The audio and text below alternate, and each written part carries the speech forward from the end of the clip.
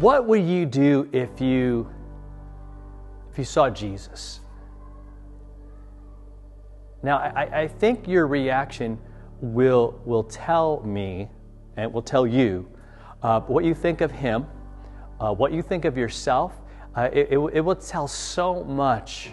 Because if you would be afraid, if you would be like oh no, and that means that you're worried about your sins. You're worried about what you've done or what you're doing, how your life is going. Maybe you think there needs to be a change, right? Maybe there's something that just got you, it owns you, and maybe you're struggling with whether Jesus really died for you.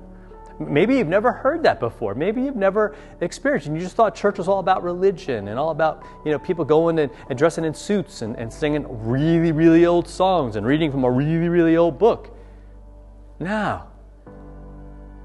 It's about this truth that we celebrated just a few days ago on Easter, that he rose for us. He came to life and he comes to us. He said, I'll never leave you or forsake you. In his word, he literally comes to us. He speaks to us. He reminds us that we are loved, reminds us that he is with us. And we can talk to him all the time. We call it prayer, but it's this amazing thing. Now a guy named John saw Jesus face to face. Now he saw him when he was on earth. He was one of the disciples. He was one of the apostles. But here's this vision, right, where he sees, and it says when I saw him, and this is Revelation 1:17. He goes, when I saw him, I fell at his feet as though dead. But he laid his right hand on me, saying, fear not, I am the first and the last, and the living one.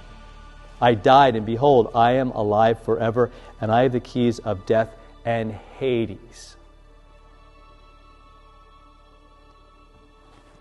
I mean, John is just overwhelmed by Jesus. And this is glorified, like heaven Jesus, right? This is holding all the keys to everything, Jesus, in all of his fullness there. I mean, that's what the vision is trying to communicate to us, that he is eternal at this point, man. He is like, right, he's always been eternal, but there's this glory that maybe John didn't see before, but it's there, and it's in all of its fullness, and being in the presence of that, he just falls as though he's dead, right? And I'm going like, what's our response? Is our response kind of like whatever?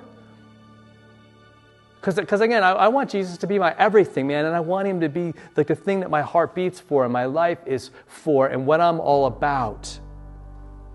So that each day I'm falling on my knees before him and bowing down before him in my heart and in my life. And everything in my life is about who he is and what he has done. Because that's all that matters. That's where we're headed. That's where I'm headed. To eternity. What an amazing thing. I can't stop thinking about it. I can't stop singing about it. So what I'm going to do today is just take some time. Take some time. And realize he's with you. Right? Thank him for this gift. Thank him for this victory over the grave. Thank him that he is the one who is the first and the last, the one who is alive and who is alive forever and who has the very keys. The one that we serve has the very keys of death and hell. And he's overcome all that. Victory over all of that he gives to us. What a cool thing to be counted as among his people, and that he would come to us every day. See, I want you to look forward to that.